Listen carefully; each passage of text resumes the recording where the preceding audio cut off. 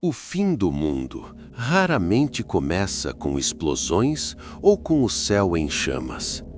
Na maioria das vezes, ele começa de forma silenciosa. Começa quando o frio chega mais cedo do que deveria, quando o sol parece fraco, distante, quase doente. Quando as colheitas não crescem, os animais desaparecem e o inverno leva pessoas que nunca retornam. Durante séculos, o Ragnarok foi tratado apenas como uma lenda viking, uma narrativa mítica sobre deuses em guerra, monstros gigantes e a destruição total do universo. Algo simbólico, algo imaginário, algo criado apenas para explicar o medo da morte. Mas e se essa história não for apenas uma metáfora? E se o Ragnarok for, na verdade, a memória fragmentada de um evento real? Um acontecimento tão traumático que precisou ser transformado em mito para ser compreendido, preservado e transmitido ao longo do tempo. Nas antigas sagas escandinavas, o Ragnarok é descrito como o colapso absoluto da ordem do mundo. O sol escurece, a lua desaparece, as estrelas caem do céu, a terra treme, os mares avançam sobre a terra firme. Antes da destruição final, o mundo enfrenta 3 invernos consecutivos, sem nenhum verão entre eles. Esse período é chamado de Fimbulwinter, o grande inverno, o inverno sem fim. Durante o Fimbulwinter, a fome se espalha, guerras surgem entre famílias, laços antigos são quebrados, a confiança desaparece. A sobrevivência se torna mais importante do que qualquer lei. Até mesmo os deuses, símbolos máximos da ordem e da proteção, não escapam do colapso. Eles lutam, eles caem, eles morrem. Mas por que uma civilização inteira criaria uma narrativa tão detalhada, tão específica e tão centrada em fenômenos naturais? Registros históricos apontam que algo extremamente incomum aconteceu por volta do ano 536 da nossa era. Cronistas da época relataram o sol encoberto por uma névoa espessa durante meses, talvez anos. A luz parecia fraca. Os dias pareciam eternos crepúsculos. Os verões não aqueciam. Os invernos não terminavam. Fontes da Europa, do Oriente Médio e da Ásia mencionam fome generalizada, colheitas perdidas e um frio anormal. Durante esse período, milhões de pessoas podem ter morrido. Análises modernas de núcleos de gelo na Groenlândia e na Antártida confirmam a presença de partículas vulcânicas na atmosfera exatamente nesse intervalo de tempo. Grandes erupções lançaram cinzas e aerossóis que bloquearam a luz solar, resfriando o planeta de forma drástica.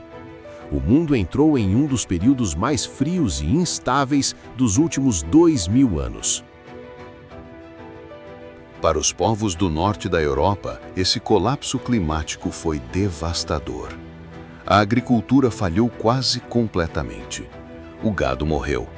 Reservas de alimentos se esgotaram rapidamente. A fome não foi um evento isolado, ela se espalhou como uma sombra. Doenças surgiram, comunidades inteiras desapareceram sem deixar registros claros. Rotas comerciais entraram em colapso. A ordem social ruiu. A sobrevivência passou a depender da força, da violência e da adaptação. Sem ciência, sem explicações racionais e sem previsão de melhora, o mundo parecia realmente estar chegando ao fim. E quando a realidade se torna insuportável, o mito nasce como uma forma de compreender o caos. Quando comparamos os relatos científicos com as descrições das sagas nórdicas, as semelhanças são perturbadoras. Invernos prolongados, escassez extrema, conflitos internos, colapso social, migrações forçadas. O Fimbulwinter, descrito nos mitos, pode não ter sido uma profecia. pode ter sido uma memória coletiva, uma experiência traumática vivida por gerações inteiras, transmitida oralmente, recontada ao redor de fogueiras, preservada como advertência.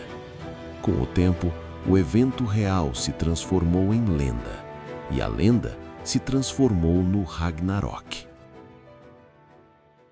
Nas histórias, lobos gigantes devoram o sol e a lua. A luz desaparece. O mundo mergulha na escuridão. Hoje sabemos que grandes erupções vulcânicas podem criar exatamente esse efeito. Céus acinzentados, temperaturas em queda, estações imprevisíveis, anos sem colheita. Para aqueles povos, não era um fenômeno natural, era o colapso da própria existência, era o fim do mundo conhecido. Serpentes emergindo dos mares, terremotos destruindo a terra, deuses caindo em batalhas finais. Essas imagens não precisam ser literais, elas representam o caos absoluto, o medo coletivo, a sensação de que as forças da natureza haviam se voltado contra a humanidade. O mito virou linguagem, uma forma de registrar o impossível, uma maneira de preservar a memória de um trauma real. Curiosamente, o Ragnarok não termina no vazio absoluto.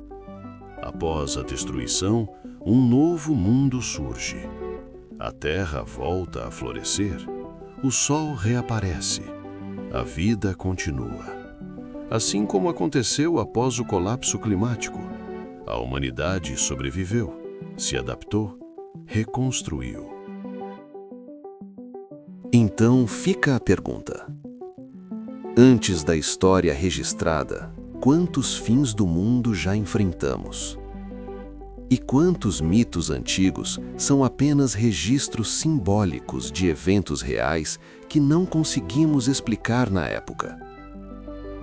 Comente sua teoria. Sua opinião importa neste arquivo. Inscreva-se no Arquivo Secreto e ative o sininho, porque o próximo mistério já está esperando.